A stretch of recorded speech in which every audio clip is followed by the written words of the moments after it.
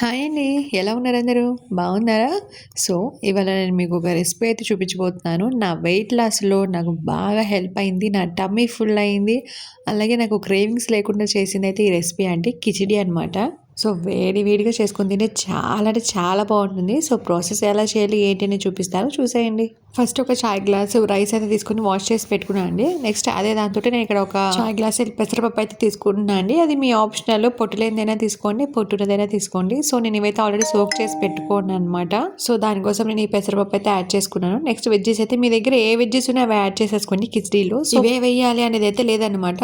నేను ఇక్కడ onion, tomato, carrot, అలాగే క్యాప్సికమ్, గ్రీన్ చిల్లీ, కొంచెం కరివేపాకు ఇలా మొత్తం అయితే యాడ్ చేసేయండి. యాడ్ చేసినాక మన రైస్ కి సరిపడా వాటర్ అయితే పోసుకుందాము. సో, నేను రైస్ అనేది దాల్ అనేది ఈక్వల్ క్వాంటిటీలో అయితే తీసుకున్నానండి. సో, రైస్ అనేది మీరు ఇంకొంచెం తగ్గించైనా తీసుకోవచ్చు. రైస్ అనేది తక్కువ ఉండాలి. వెజ్జీస్ అయినా దాల్ అయినా ఎక్కువ ఉండాలి. నెక్స్ట్ ఇంకా మూత పెట్టేసి హై ఫ్లేమ్ లో ఒక 3 to 4 విజిల్స్ వచ్చేంత వరకు మంచిగా కుక్ అవనిద్దాము. సో, చూస్తారా ఇప్పుడు మనకి అదైతే కుక్ అయిపోయిందని. నెక్స్ట్ నేను ఇక్కడ మనకి తాలింపు అయితే వేస్తున్నాను. మీరు ఇష్టం గీ అయినా వేసుకోండి, ఆయిల్ అయినా వేసుకోండి. నేను ఇక్కడ గీ వేసానండి. నెయ్యిలో కొంచెం అల్లం వెల్లుల్లి పేస్ట్, అలాగే జీలకర్ర, ఆవాలు వేయించి అయితే పెట్టుకుంటున్నాను. అలాగే కొంచెం పసుపు కూడా వేసుకున్నాను. అలాగే దాంతోపాటు కొంచెం కరివేపాకు కూడా వేసుకొని మంచిగా ఫ్రై అవనిద్దాము. కరివేపాకు కూడా చక్కగా ఫ్రై అయిపోయిన తర్వాత మనం ఇప్పుడు ఈ తాలింపుని తీసుకొని ఇంతక మనం ఉడికించి పెట్టుకున్నాం కదా రైస్, దాంట్లో వేసేసి అంతటిని ఒకసారి చక్కగా కలిపేసుకుందాము. సో, వాటర్ అనేది కొంచెం ఉంటుందండి. మళ్ళీ స్టవ్ మీద పెట్టుకొని మనం కలుపుకుంటే చక్కగా కొంచెం స్మాష్ చేసుకుంటే మనకి కిచిడి లాగా అయితే ప్రిపేర్ అవుతుంది అనమాట. సో, చూసారు ఇప్పుడు మనకి వాటర్ అయితే ఉంది కదా, నేను దీన్ని మళ్ళీ స్టవ్ మీద పెట్టేసి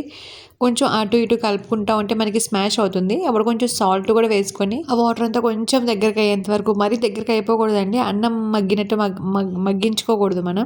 వాటర్గా ఉంటేనే మనకి కొంచెం కిచిడి అనేది టేస్ట్ చాలా బాగుంటుంది తినడానికి. చూసారా నా కిచిడి అయితే రెడీ అయిపోయింది. ఇప్పుడు సర్వ్ చేసుకొని తినేయడమే. ఈజీగా అయిపోతుంది, త్వరగా అయిపోతుంది, క్విక్ రెసిపీ కూడా అండి. ఒకసారి ట్రై చేయండి. ట్రై చేసి ఎలా కుదిరిందో కామెంట్ చేయండి.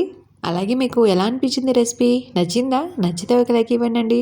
అలాగే నా ఛానల్ ఫస్ట్ టైం చూస్తుంటే సబ్స్క్రైబ్ చేసుకోండి.